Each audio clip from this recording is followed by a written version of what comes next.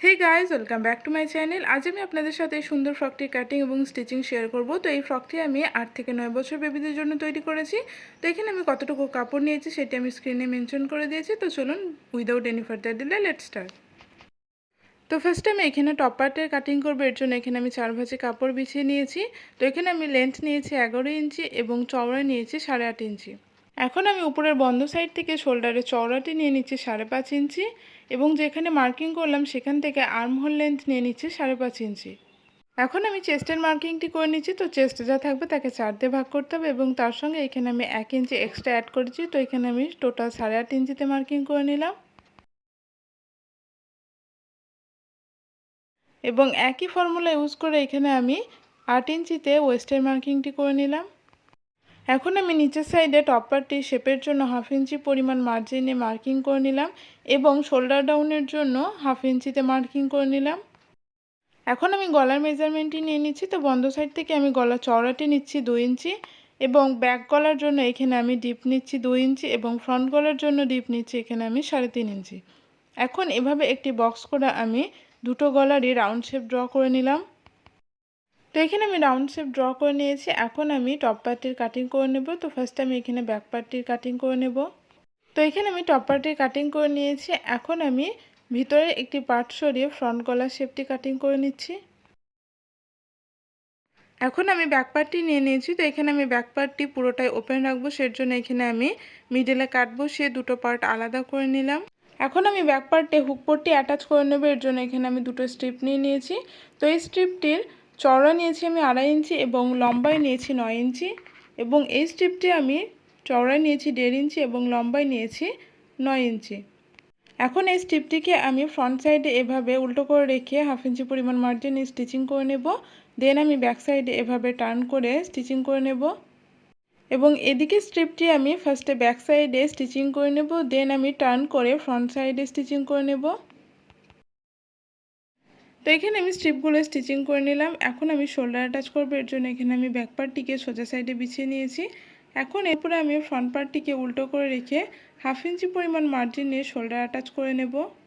তো এখানে আমি শোল্ডার অ্যাটাচ করে নিয়েছি। এখন আমি গলায় এবং আর্মহোলে ক্রস টিপ অ্যাটাচ করবো। এর জন্য এখানে আমি ক্রস টিপ আগে থেকে রেডি করে রেখেছিলাম। এই ক্রস টিপটির চওড়া রেখেছি আমি এখানে 1 ইঞ্চি।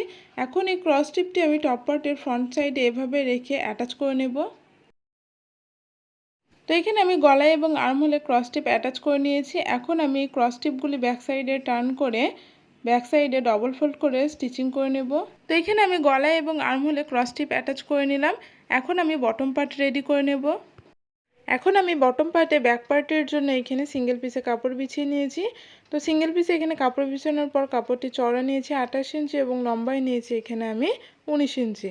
এখন আমি ফ্রন্ট পার্টের জন্য এখানে কাপড় বিছিয়ে নিয়েছি। তো ফ্রন্ট পার্টের এখানে আমি একটু চওড়াটা বেশি নিয়েছি, যেহেতু পরে কাটিং করে শেপ করতে হবে। তো এখানে আমি ফ্রন্ট পার্টের লম্বাটি নিয়েছি 19 ইঞ্চি এবং চওড়াটি নিয়েছি 34 ইঞ্চি। এখন আমি উপর সাইডে 3 ইঞ্চিতে মার্কিং করে নিলাম এবং নিচের সাইডে এখানে আমি 4 ইঞ্চিতে মার্কিং করে নিলাম। এখন আমি কাপড়টিকে এভাবে ভাঁজ করে মিডিলে কাট বসিয়ে আলাদা করে নিলাম।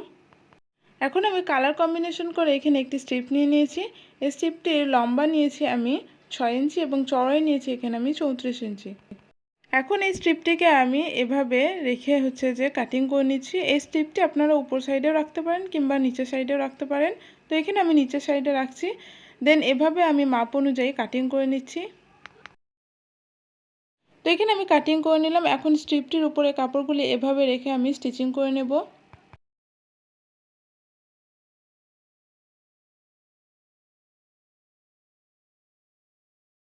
তো এখানে আমি স্ট্রিপটি অ্যাটাচ করে নিয়েছি। এখন আমি বাড়তি অংশগুলো কাটিং করব না, ডিজাইনটি হওয়ার পরে বাড়তি অংশগুলি কাটিং করে নেব।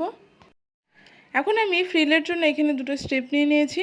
এই স্ট্রিপটি চওড়া রেখেছি আমি এখানে 2.5 ইঞ্চি। এখন স্ট্রিপটির দু সাইডে এভাবে ডবল ফোল্ড করে স্টিচিং করে নেব এবং মিডিলে মেশিনের সবথেকে যে বড় সেলাইটি হয় সেটি দিয়ে নেব।